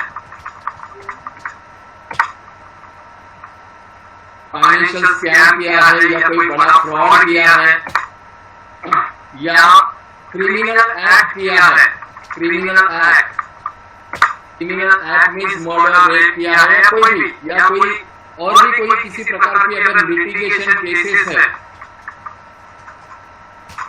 तो ये सारी चीजों का भी वो डीआरपी रिपोर्ट में उनको बताना पड़ता है कि कंपनी के जो बोर्ड ऑफ डायरेक्टर्स है उनके अगेंस्ट में कितनी प्रकार की अलग अलग प्रकार की लिटिगेशन केस अगर है तो उनको वो बताना पड़ेगा। चाहे इनकम टैक्स की केसेस हो या जीएसटी से रिलेटेड केसेस हो, ये सारे डिटेल ये डीआरपी ऑफर डॉक्यूमेंट में उनको बताना पड़ता है। हाँ बोलिए। सर जैसे कंपनी में कोई प्रकार का फ्रॉड होता है, हाँ, तो सारी जिम्मेदारी बोर्ड ऑफ डायरेक्टर की होती है। हाँ, क्योंकि बोर्ड ऑफ डायरेक्टर से रहेगी ना, क्योंकि मेन स्टेक तो उनके पास ही रहता है। सर एक डायरेक्टर नंबर ऑफ कंपनी में डायरेक्टर हो सकते हैं ना? बिल्कुल हो सकता है। वेरी गुड, मैंने बताना भूल गया। यहाँ पर ये भी बताया जाएगा कि अगर वो डायरेक्टर इस एबीसी कंपनी का डायरेक्टर है, तो इसके अलावा अदर कौन सी कंपनी में उसकी डायरेक्टरशिप है, ये भी यहाँ पर डिस्कस करना पड़ेगा। एक से ज्यादा कंपनी में अगर डायरेक्टरशिप है तो उसकी डायरेक्टरशिप के भी डिटेल्स यहाँ पर देना पड़ेगा। जवाबदेही सिर्फ डायरेक्टर की होती है सर, सारी जिम्मेदारी? देखो, जो फ्रॉड से रिलेटेड ऐसा है कि अलग अलग प्रकार के फ्रॉड होते हैं, फ्रॉड के अलग अलग प्रकार होते हैं, और उस फ्रॉड से जिम्मेदार जो व्यक्ति होते हैं तो उनको उनके ऊपर एक्शन होगी। ऐसा नहीं बोल सकते कि सारे डायरेक्टर जिम्मेदार है करके। जब कंपनी में अगर कोई फ्रॉड होता है तो ऐसा नहीं बोल सकते कि सारे के सारे डायरेक्टर ये डिफॉल्टर है करके। उसमें से कुछ लोग हो सकते हैं या उस केस से जुड़े हुए जितने भी लोग इन्वॉल्व है उनके अगेंस्ट में एक्शन ली जाएगी। जी सर। बराबर है ना। कैसे है कि एक परिवार में अगर 10 लोग रहते हैं तो सभी का नेचर एक जैसा नहीं रहेगा ना, सब अलग अलग रहेंगे। जी सर, जैसे कोई कंपनी में फ्रॉड होता है जो एक्सटर्नल है, हाँ, तो सर जो एक्सटर्नल इन्वेस्टर है वो सारे मिलके वो यानी लॉस को रिकवर करते हैं क्या सर, कि वो एक पर्सनल पर्सन पे होता है? नहीं, मैंने जैसे कहा हम बात कर रहे हैं फ्रॉड की। कंपनी में अगर फ्रॉड होता है तो उसकी जिम्मेदारी किसकी तरफ रहेगी? तो ये बिल्कुल सिंपल है कि उस फ्रॉड से रिलेटेड जो इंसान है, जो पर्सन है जिसके वजह से ये फ्रॉड हुआ है, तो वही जिम्मेदार रहेगा जनरली, और उसके अगेंस्ट में वो एक्शन ली जाएगी। अब दूसरा, share holder point of view देखता है, तो शेयर होल्डर तो यही देखेगा कि हमको क्या करना है, हम तो कंपनी पे विश्वास रख रहे हैं और कंपनी को विश्वास में रखते हुए हमने इसमें इन्वेस्ट किया है इस बिजनेस में, तो फिर एक ओवरऑल कंपनी भी जिम्मेदार रहती है इन दैट केस, अंडरस्टैंड। लेकिन एक्शन जब होती है तो जो जिम्मेदार व्यक्ति होती है इसके ऊपर ली जाती है। ये जनरल है। आप देखो कि अगर कोई फ्रॉड होता है, कहीं कुछ भी होता है, तो उसमें काफी सारे नाम उभर कर आते हैं, लेकिन जब डिटेल में जब इन्वेस्टिगेशन होता है तो पता चलता है 10 लोगों के नाम जरूर आए हैं, लेकिन इसमें 2 ही व्यक्ति जिम्मेदार है, तो बाकी लोगों को छोड़ दिया जाता है, उनमें फिर वो एक्शन लिया जाता है। तो इस तरह से है। तो अरविंद क्लियर? जी सर, जी। ओके, तो हम बात कर रहे थे ऑफर डॉक्यूमेंट में क्या क्या इन्फॉर्मेशन होती है, तो ये सारी इन्फॉर्मेशन कंपनी को डिस्क्लोज करना पड़ता है। इसके अलावा बाजार से जो कैपिटल रेज होने वाली है, हाँ बोलो। सर एक क्वेश्चन है, जो ऑफर डॉक्यूमेंट है, जो आईपीओ लाती है कंपनी, उसके बारे में पूरी इंफॉर्मेशन मतलब सबको मिलती है? हाँ बिल्कुल। ओके सर, वे क्लियर करना। मैं वही बता रहा हूँ कि वो ऑफर डॉक्यूमेंट में क्या क्या इन्फॉर्मेशन है। हाँ, अभी काफी बड़ा सब्जेक्ट है ऑफर डॉक्यूमेंट रिपोर्ट। ये कल तक चलेगा, मे भी हो सकता है कि 2 सेशन तक चलने वाला ये टॉपिक पे हम बात करने वाले, क्योंकि ये काफी इम्पोर्टेंट है। प्रोसेस हमको पता होना चाहिए ना कैसे होती है करके, और कौन-कौन एंटिटीज इन्वॉल्व होते हैं। और एक बात ध्यान में रखिए, ये प्राइमरी मार्केट है ना जिस टॉपिक पे हम बात कर रहे हैं,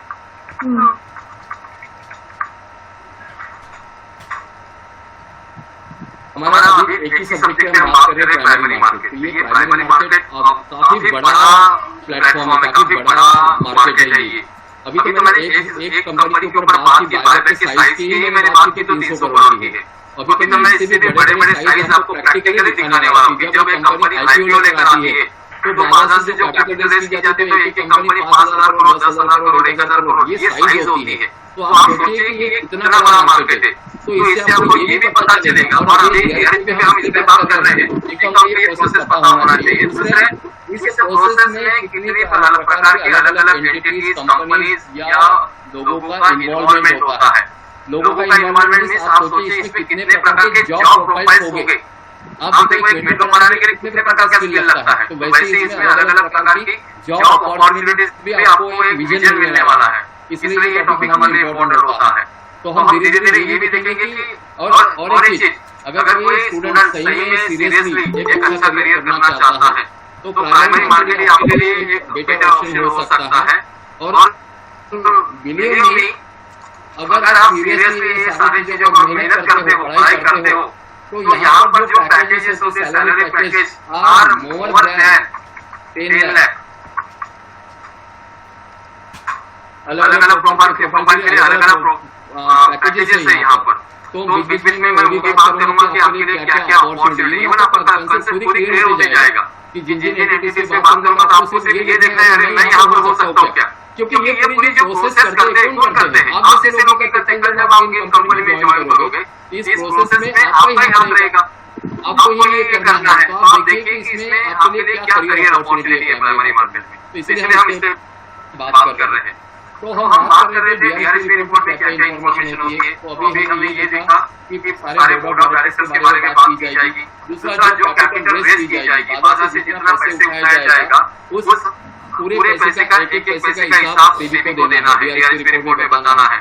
अगर आप मशीनरीज इंपोर्ट करने वाले हैं, कोई प्लांट स्टैब्लिश करने वाले हो, मान के चलो कि रामदेव बाबा नागपुर में पतंजलि का प्लांट सेटअप कर रहे हैं करोड़ों का, तो उसके लिए जो मशीनरीज इंफ्रास्ट्रक्चर आएगी कौन से देश से आने वाली है, उसके पूरे बिल्स यहाँ पर सबमिट करना पड़ेगा, उसका ऑडिटेड रिपोर्ट वहाँ पर सबमिट करना पड़ेगा, और जो ऑडिट करेगा वो जो चार्टर्ड अकाउंटेंट फर्म रहेगी उस कंपनी के भी पूरे डिटेल्स देने पड़ेंगे, यहाँ पर कौन सी फर्म है, कितने साल से ऑडिट कर रही है, कितनी कंपनी को ऑडिट किया, इतने डिटेल में जानकारी होगी। फिर ये हम पूरा डीआरएसपी रिपोर्ट लाइव में देखने वाले हैं कि इसमें क्या क्या इन्फॉर्मेशन रहती है। तो आप ये समझिए कि ये डॉक्यूमेंट बहुत बड़ा काम करता है और इसमें सारी डिटेल में इन्फॉर्मेशन मिलेगी आपको जो भी कंपनी के बारे में चाहिए। इवन ये डीआरएसपी रिपोर्ट से मान के चलो कि कल आपको जॉब नहीं करना है किसी कंपनी में और आप ये डिसीजन लेते हो कि मैं कोई बिजनेस करना चाहता हूँ।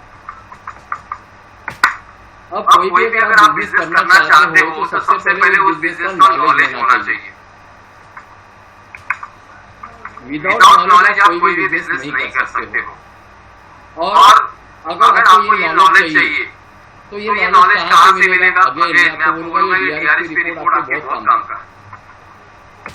मान के चलो कि आपको कोई केमिकल इंडस्ट्री में बिजनेस करना है, केमिकल इंडस्ट्री या फैक्ट्री जो भी हो उसका बिजनेस करना है। जैसे मैंने अभी बात की थी कांची कर्पूरम, ये कंपनी है साउथ की कंपनी है, केमिकल इंडस्ट्री में आती है और ये करती क्या है, कर्पूर बनाती है जो आप भगवान की पूजा करते वक्त हम इस्तेमाल करते हैं, वो कपूर बनाती है। तो ये कपूर बनाने का अगर आपको मान के चलो कपूर बनाने की फैक्ट्री डालना है तो ये कपूर कैसे बनाया जाता है, रॉ मटेरियल कैसे आएगा, फिर ये कपूर बन जाएगा तो उसको कहाँ बेचना है, आपके कॉम्पिटिटर कौन से है, काफी सारी 100 चीजें जब बिजनेस की बात करते हैं तो 100 चीजें आती है। और जब आपको इसका पूरा डिटेल में नॉलेज आता है और उतना एफर्ट या उतनी मेहनत आप करते हैं तब आपका वो बिजनेस सक्सेस होता है। तो कल चल के अगर आपको ये नॉलेज चाहिए तो आप सिर्फ डीआरएसपी रिपोर्ट पढ़ लीजिए, क्योंकि इस डीआरएसपी रिपोर्ट में ये पूरा बिजनेस मॉडल कंपनी को यहाँ पर डिस्क्लोज करना पड़ता है कि आपका बिजनेस का मॉडल क्या है, किस तरह का इंफ्रास्ट्रक्चर आप इस्तेमाल करने वाले हो। तो ये सारी केमिकल इंडस्ट्री है तो कौन सा केमिकल के सारे नाम, ये कपूर कैसे बनाया जाता है, कपूर में कौन से केमिकल कितने क्वांटिटीज में किस रेट में होते हैं, आपको बाकी सारे जो रेगुलेशंस होते हैं वो आप कितने फॉलो करते हैं, कौन से प्रकार के लाइसेंस लेने पड़ते हैं, कौन से गवर्नमेंट के बॉडी से आपको परमिशन लेना पड़ता है, सर्टिफिकेशन क्या होता है। तो ये सारी इंफॉर्मेशन एक पूरे बिजनेस मॉडल भी इस डीआरएसपी रिपोर्ट में उनको बताना पड़ता है। तो अगर आपको सर हाँ बोलो सर, जैसे आपने बोले कि कंपनी को अपनी सारी इंफॉर्मेशन डिस्क्लोज करना पड़ती है। हाँ जी सर, उसका जो सीक्रेट कोई कंटेंट होगा सर उसका पेटेंट होगा ना सर? वो बिल्कुल पेटेंट रहेगा। कंपनी ने कहा से मैंने वही कहा ना, उन्होंने कहा से लाइसेंस सर्टिफिकेशन अवार्ड ये सारे डिटेल्स वहाँ देना पड़ेगा उनको। वो कंपनी का पेटेंट कोई और दूसरा यूज नहीं कर सकता ना सर? नहीं कर सकता ना, उसको रॉयल्टी देना पड़ेगा, वो अलग विषय है, लेकिन वो नहीं कर सकता। अगर आपने कोई पेटेंट कर लिया तो उसको रॉयल्टी मिलेगी ना, कोई इस्तेमाल आपकी परमिशन के बगैर हो नहीं सकता ना वो चीज। जी सर, कंपनी के परमिशन के बगैर हो नहीं सकता। तो आप ये समझिए कि आपको एक पूरा बिजनेस मॉडल सीखने को मिलता है फ्री में।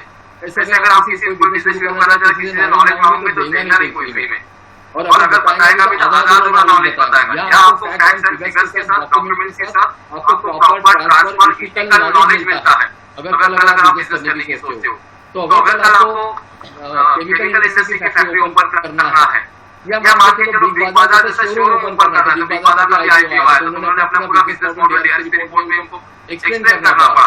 तो आप वही से नॉलेज लेके आपको वहां से बिजनेस आइडिया भी ले सकते हैं। ये इतना इम्पोर्टेंट डॉक्यूमेंट होता है। और एक इम्पोर्टेंट चीज इसमें ये है, आज 10-15 मिनट हम ज्यादा लेंगे और उसके बाद हम कंक्लूड करेंगे।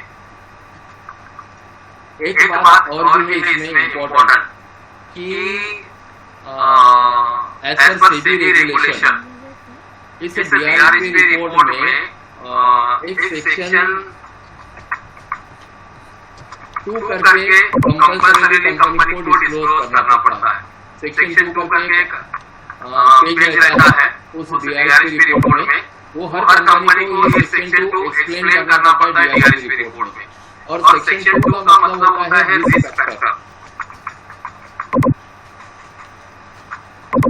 रिस्क फैक्टर का मतलब होता है अगर कोई निवेशक आपकी कंपनी में निवेश करना चाहता है, आपकी कंपनी के शेयर खरीदी करना चाहता है, तो कंपनी को खुद बताना पड़ता है सेक्शन 2 में अगर कोई निवेशक हमारे बिजनेस में निवेश करेगा तो निवेशक की रिस्क क्या रहेगी। निवेशक की रिस्क क्या रहेगी कंपनी यहाँ पर आपको खुद बता रही है।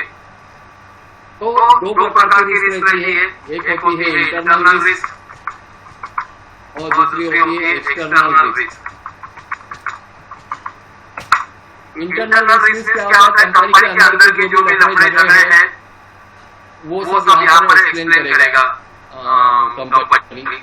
और एक्सटर्नल रिस्क में जब कंपनी प्रोडक्ट बना के बाहर आएगी तो कॉम्पिटिटर क्या है, दुनिया में जो अलग अलग घटनाएं होती है उसका क्या इम्पैक्ट बिजनेस पे क्या प्रभाव गिर सकता है, ये सारी चीजें डिटेल में कंपनी को एक्सप्लेन करना पड़ता है सेक्शन 2 रिस्क फैक्टर में।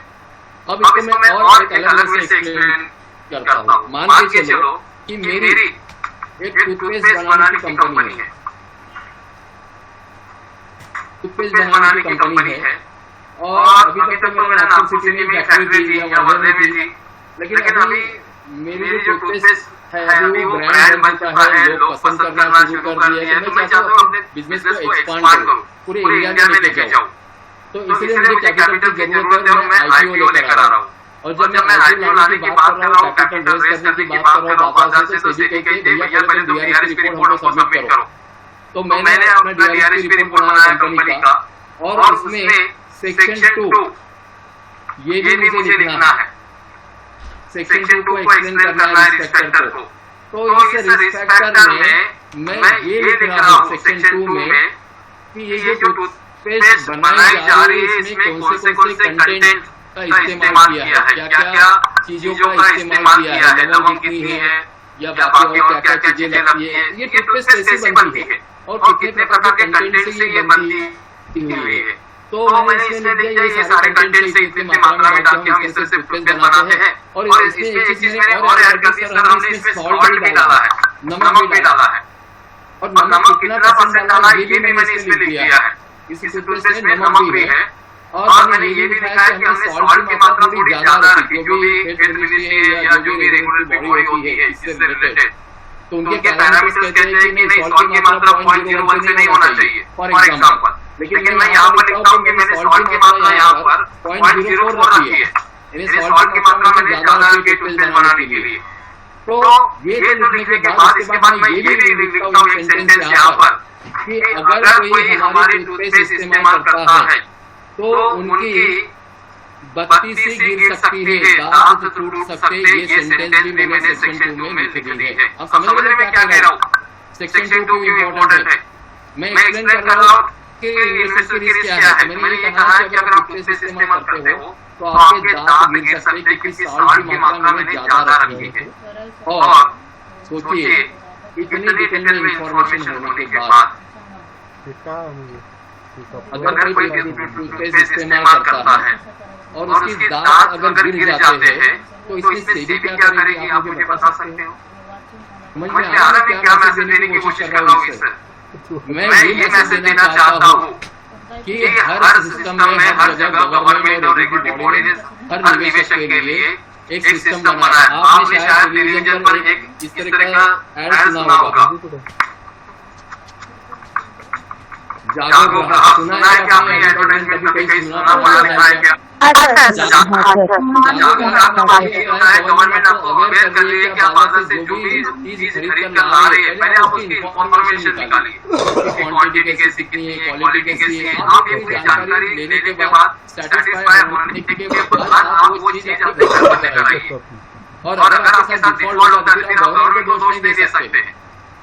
ये इज लाइक स्टैट्यूटरी वार्निंग।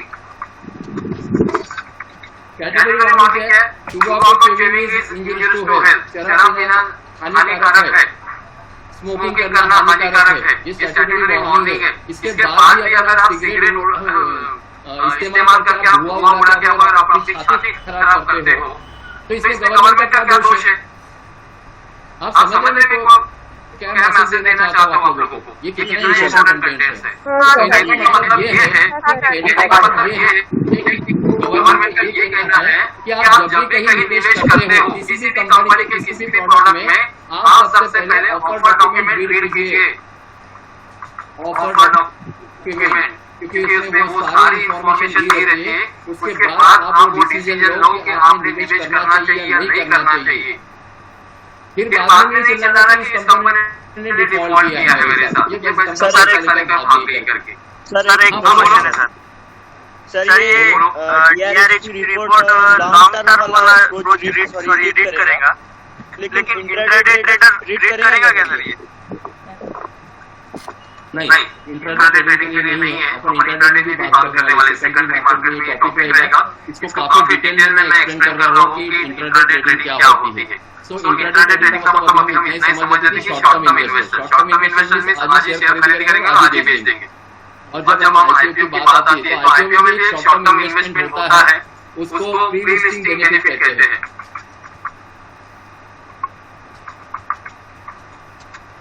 जैसे स्टॉक मार्केट में इंट्राडे ट्रेडिंग करके एक कंसेप्ट है, इंट्राडे ट्रेडिंग। तो इसका मतलब होता है शॉर्ट टर्म में आप पैसा बनाना चाहते हो, एक दिन में 2 दिन में 10 दिन में पैसा बनाना चाहते हो। वैसे प्राइमरी मार्केट में प्री लिस्टिंग बेनिफिट करके कंसेप्ट होता है। मैं इसको बाद में एक्सप्लेन करता हूँ, ये हमारे कंटेंट में रहेगा, डोंट वरी। ये टॉपिक काफी बड़ा है, इसलिए हमने ये सेक्शन 20-25 दिन का रखा है कि हम एक एक कंटेंट को हम डिटेल में समझ सके। और जो भी हम बिलीव में हम जो भी कंटेंट से बात कर रहे हैं ये पूरा अप्लाइड एजुकेशन है। कल अगर आप निवेश करना है, आप अपना मेहनत का पैसा अगर 100 रुपये निवेश करना चाहोगे स्टॉक मार्केट में, तो ये इन्फॉर्मेशन आपके लिए काफी इम्पोर्टेंट है।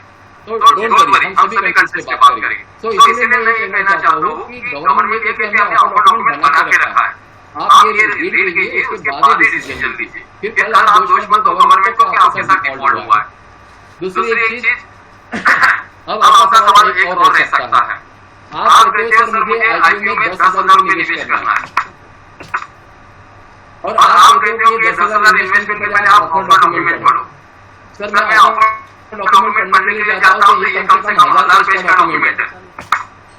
तो आप कहोगे कि 10,000 के इन्वेस्टमेंट के लिए 1,000 पेज पढ़ना जरूरी है, और दूसरी चीज जब ये डॉक्यूमेंट पढ़ने जा रहा हूँ तो काफी सारी चीजें मुझे समझ नहीं आ रही है, क्योंकि फाइनेंशियल टर्म इस्तेमाल किए हैं। तो उसके लिए मैं बता दूं, एक ये ऑफर डॉक्यूमेंट ये आपका 100% एक अच्छे स्टूडेंट के लिए ये स्टडी मटेरियल है, प्योर स्टडी मटेरियल। किसी भी कंपनी का DRHP रिपोर्ट या आपका 100% स्टडी मटेरियल है। यहाँ से इतनी इंफॉर्मेशन मिलेगी कि आपका नॉलेज लेवल और कॉन्फिडेंस बढ़ जाएगा। दूसरी एक चीज, इसमें फाइनेंस मार्केट में जितने भी जनरल सब्जेक्ट आते हैं, या अगर हम प्राइमरी मार्केट की बात करते हैं, इसमें जितने भी टर्म्स में हम इंटरेक्शन करने वाले हैं, उस हर टर्म का, हर फाइनेंशियल टर्म का यहाँ पर फ्री फाइनेंशियल डिक्शनरी अवेलेबल है। 8 दिवस झाले नाही घेऊन फाइनेंशियल फ्री का जानकारी पूरी जितने भी फाइनेंशियल टर्म्स हैं यहाँ पर उसके short form, long form, definition, ये सारे स्टडी मटेरियल DRHP रिपोर्ट में मिलेंगे। जब ये DRHP रिपोर्ट आप डाउनलोड करोगे तो पहले 3 पेज के बाद तो ये डिक्शनरी शुरू हो जाती है। हर फाइनेंशियल टर्म को वहाँ पे एक्सप्लेन किया जाता है, इससे बेस्ट एक्सपेरिमेंट कोई हो ही नहीं सकता आप लोगों के लिए। और एक चीज और, अगर कोई स्टूडेंट्स प्राइमरी मार्केट में अगर एक अच्छा करियर करना चाहते हैं तो आपको नहीं इतना आसान नहीं है, आपको काफी मेहनत करनी पड़ेगी। और मेहनत ये करनी पड़ेगी कम से कम अलग अलग सेक्टर, अलग अलग इंडस्ट्री के ऐसे मिनिमम 100 DRHP रिपोर्ट की पढ़ाई करना पड़ेगा। तब आपको ये हैप्पीनेस हासिल होगी कि इतना बड़ा कंसेप्ट है, इतने सारे एक्टिविटीज होने वाली है। तो आपको मेहनत भी करनी पड़ेगी, चीजों को समझना पड़ेगा, तभी अपॉर्चुनिटी आपको मिलेगी और काफी शानदार करियर रहेगा। और मैं आपको ये चीज भी बता दूं, यहाँ पर सैलरी के लिए कोई जाता ही नहीं है। 8 से 1 साल काम करता है, उसके बाद जॉब से रिजाइन करके आगे काफी सारे लोग, क्योंकि 2 साल में ही इतना पैसा आ जाता है उनके पास, क्योंकि आपको सैलरी के अलावा आपको यहाँ पर कमीशन भी मिलता है, इंसेंटिव मिलता है। जो इंसेंटिव इस इंडस्ट्री में मिलता है वो काफी बड़ा होता है। अब इनसे का एक एग्जांपल मैं बताता हूं। मान के चलो आप मर्चेंट बैंकिंग में हो, मर्चेंट बैंकिंग ये पूरी प्रोसेस करती है मर्चेंट बैंक, पूरे आईपीओ प्रोसेस मर्चेंट बैंक करके आप उस कंपनी के एम्प्लॉय हो बैंक में और आप किसी कंपनी के आईपीओ की प्रोसेस कर रहे हो, आप मेन हो वहां पर, और आईपीओ का साइज मान के चलो कि 1000 करोड़ है या 1000 करोड़ से। तो कंपनी जब बैंक अगर इस प्रोसेस को इन्वॉल्व करती है ना, तो क्या होता है कि बैंक जो कंपनी की आईपीओ की प्रोसेस करने वाली है उससे कमीशन लेती है। मान के चलो 2% कमीशन ले लिया फॉर एग्जांपल, तो 1000 करोड़ का 2% कमीशन कितना होता है आप कैलकुलेट कर लीजिए। तो आपने क्या किया, एज एम्प्लॉय अपने बैंक को अपने कंपनी को 2% का रेवेन्यू जनरेट करके दिया। तो कंपनी खुश होकर जो भी रेवेन्यू जनरेट किया, हो सकता है उसमें से 1% रेवेन्यू या इंसेंटिव भी अगर आपको दे दिया, जस्ट आप कैलकुलेट कर लीजिए आपको सैलरी से ज्यादा इंसेंटिव होगा। इतनी बड़ी बड़ी अपॉर्चुनिटीज इस मार्केट में है, तो काफी शानदार करियर है। तो चलो हम इसमें बाद में बात करेंगे। तो आज हम बात कर रहे थे बीआरसी रिपोर्ट हमने स्टार्ट किया है और इसको हम कल फिर से डिटेल में समझने की कोशिश करेंगे कि इस बीआरसी रिपोर्ट में और क्या क्या चीजें होती है और उसके क्या क्या कंटेंट होते हैं। इसके बाद बीआरसी रिपोर्ट आप कहां से डाउनलोड कर सकते हैं, जो मैंने अभी आज बताई वो सारी चीजें हम प्रैक्टिकली देखेंगे और समझने की कोशिश करेंगे। तो आई होप आज के हमने जितने भी कंटेंट से बात की थी आपका कंसेप्ट क्लियर हुआ होगा। मेरे ख्याल से आज के लिए इतना ही काफी है। हम यहीं पे स्टॉप करते हैं, कल हम नए कंटेंट पे बात करेंगे। किसी का और कोई सवाल हो तो सर एक क्वेश्चन है सर, बोलिए। हाँ सर, सर एक बायबैक की प्रोसेस होती है जो हमें मिल कर आती है, तो ये कंपनी की कोई फोर्सफुली तो नहीं रहता ना कि हमें इन्वेस्टर को ये देना ही पड़ता है, रिटर्न देना ही पड़ता है। Very good very good. क्या नाम है आपका? सर धनंजय वाकी। धनंजय बहुत अच्छा सवाल पूछा। सॉरी, क्या होता है ये फाइनेंस इतना बड़ा सब्जेक्ट है ना, तो कोई कंटेंट डेफिनेटली मिस होने वाले हैं। लेकिन आपके सवाल से वो इंटरेक्शन बढ़ेगा, इसलिए आप लोग मेरे साथ इंटरेक्टिव रहिए। आप मुझे कोई भी सवाल पूछिए अपने टॉपिक से रिलेटेड, कोई प्रॉब्लम नहीं है। और इससे क्या होगा, बाकी लोगों को भी इसका एडवांटेज मिलेगा। तो आपने पूछा कि अगर कोई कंपनी बायबैक कर रही है तो क्या कोई कंपनी फोर्सिबली भी बायबैक कर सकती है क्या? हाँ सर। देखो फोर्सिबली ये वर्ड थोड़ा रॉन्ग रहेगा, लेकिन मैं आपके दिल की भावना समझ गया हूं, उसी से मैं एक्सप्लेन कर रहा हूं। क्या होता है कि कभी-कभी कंपनी ये विचार करती है कि हम स्टॉक मार्केट से हम हमारी कंपनी को डिलिस्ट कर लेंगे। स्टॉक मार्केट में लिस्ट है कंपनी और कंपनी बोर्ड ऑफ डायरेक्टर्स ये डिसीजन लेता है, कोई भी रीजन हो, कि कंपनी बोलती है कि हम स्टॉक मार्केट से हमारी कंपनी को डिलिस्ट कर लेंगे, डिलिस्ट कर लेंगे। अब डिलिस्ट करेंगे यानी स्टॉक मार्केट से वो कंपनी हट जाएगी। तो अगर वो कंपनी स्टॉक मार्केट से हट गई तो जितने भी शेयर होल्डर हैं जिनके पास वो शेयर रहेंगे तो उनके शेयर की वैल्यू कम हो जाएगी, कम नहीं जीरो हो जाएगी। अरे सोचो, जो स्टॉक मार्केट में आपने शेयर खरीदी करके रखे, अगर आप बेचने के लिए जाओगे तो बिकेंगे नहीं ना, क्योंकि स्टॉक मार्केट में बेची नहीं वो कंपनी, तो आपके शेयर की वैल्यू जीरो हो गई। जीरो हो गई सर, बराबर है। तो इसीलिए जब कंपनी डिलिस्ट हो रही है तो सेबी का कहना है कि आप कंपल्सरी बायबैक करो। इसको हम फोर्सिबली वर्ड लगाने से हम कंपल्सरी बायबैक बोलेंगे। अच्छा सर। जब कंपनी डिलिस्ट होता जब कंपनी डिलिस्ट होती है जब कंपनी डिलिस्ट तब हम कंपल्सरी बायबैक करते। हाँ, अगर कंपनी डिलिस्ट नहीं हो रही तो कंपल्सरी बायबैक नहीं कर सकते ना। नहीं जरूरी है आपको अपने शेयर बेचना, क्योंकि आप इसलिए बेच रहे शॉर्ट टर्म प्रॉफिट के लिए, लेकिन आप बेसिकली के लिए सोचिए कंपनी प्रिंसिपल इन्वेस्ट करिए, उनका लॉन्ग टर्म के लिए हम हमारे शेयर क्यों बेचे? नहीं बेचो, मत बेचो, कंपनी कंपल्सरी नहीं है वो। वैसे तो बेचना ही नहीं चाहिए, हमें तो इस तरह से सोचना चाहिए, हमें प्रॉफिट देखना है, कितने ज्यादा शेयर अगर 1700-1200 आ गए तो हम और शेयर बाय करेंगे। आपने भी शेयर बाय करना चाहिए अगर कंपनी प्रिंसिपल को बाय कर रही है। हाँ, अगर वो बायबैक की प्रोसेस देते हैं तो हमें और शेयर खरीदना पड़ेगा ताकि हमारा प्रॉफिट अच्छा हो। हाँ, देखो कंपनी अपना बायबैक कर रही है, अपने शेयर को खरीदी कर रही है, तो हमें इसको नेगेटिव देखना चाहिए। एक तो आपको शेयर कम रेट में मिल रहे हैं, जैसे कंपनी को मिल रहे कम रेट में, तो आपको भी तो मिलेगा शेयर होल्डर 3,000 से 12,000 चल गया। तो आप ये सोचो कि कंपनी 300 करोड़ इन्वेस्ट कर रही है, तो आप 10,000 और इन्वेस्ट कर लो और स्टॉक मार्केट में से शेयर बाय कर लो 1200 में। हाँ सर, आपका एवरेज हो जाएगा बेस्ट। हाँ सर, बराबर। एक चीज नहीं पता, चलो काफी सारे लोग हैं ना गोल्ड में इन्वेस्ट करते हैं। Thank you sir, thank you.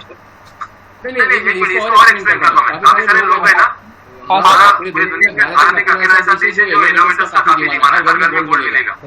और गोल्ड खरीद करने के लिए किसी को ये वर्कशॉप करने की जरूरत नहीं है, किसी को एजुकेशन नॉलेज देने की जरूरत नहीं, जिसको नहीं समझता वो भी खरीद करता है।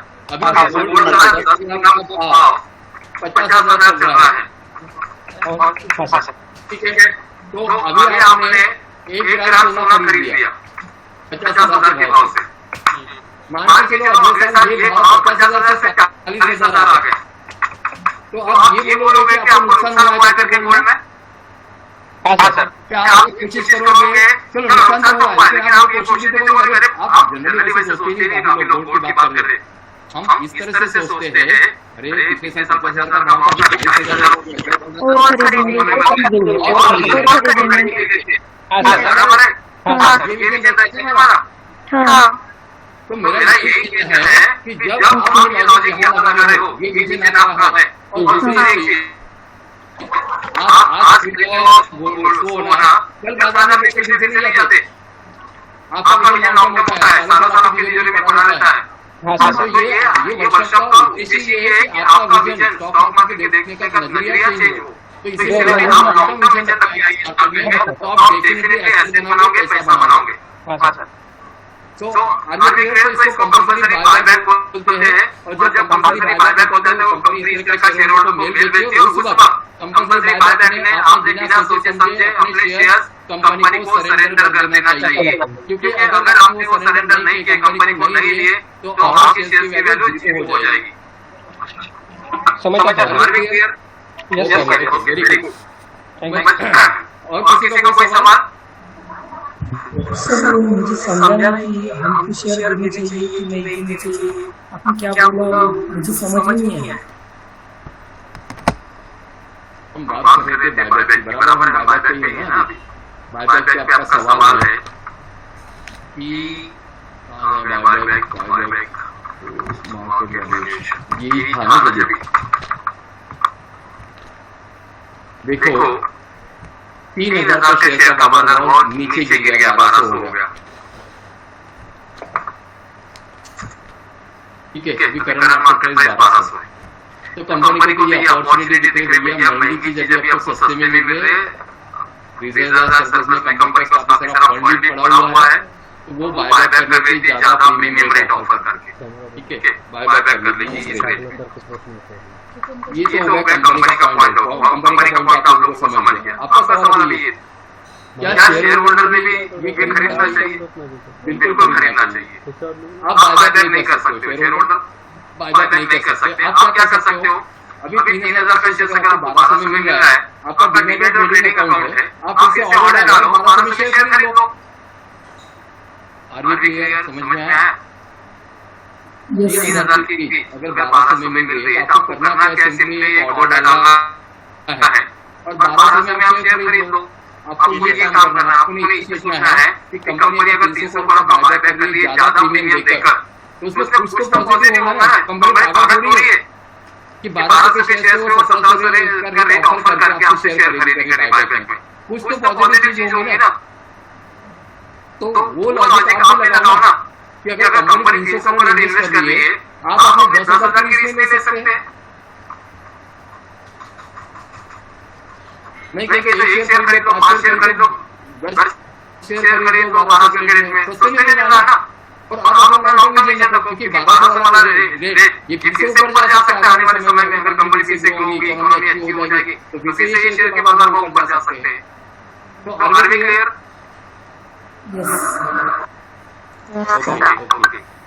चलो और किसी को कोई सवाल?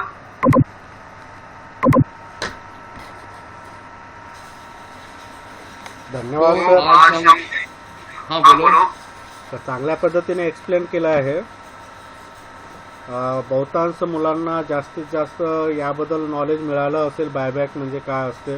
आणि कंपनी कोणत्या उद्देशासाठी बायबॅक करत असते याचं पूर्ण आयडिया विद्यार्थ्यांना क्लिअर झाला असावं असं मला वाटतं.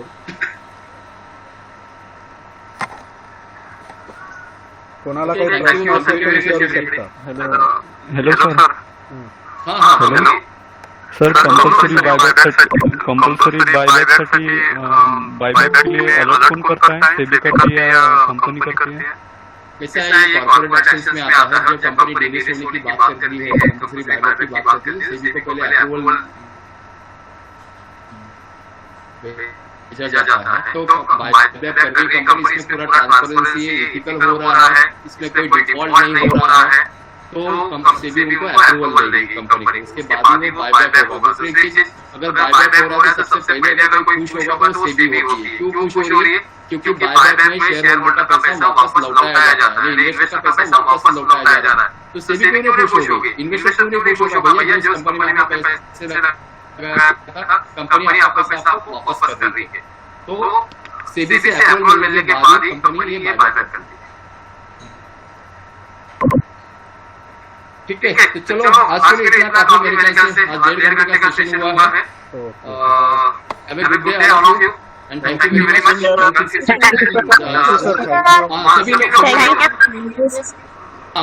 हम घर बजे मिलते हैं. Okay fine. Okay, thank you sir. विद्यार्थी लेफ्ट होऊ शकता.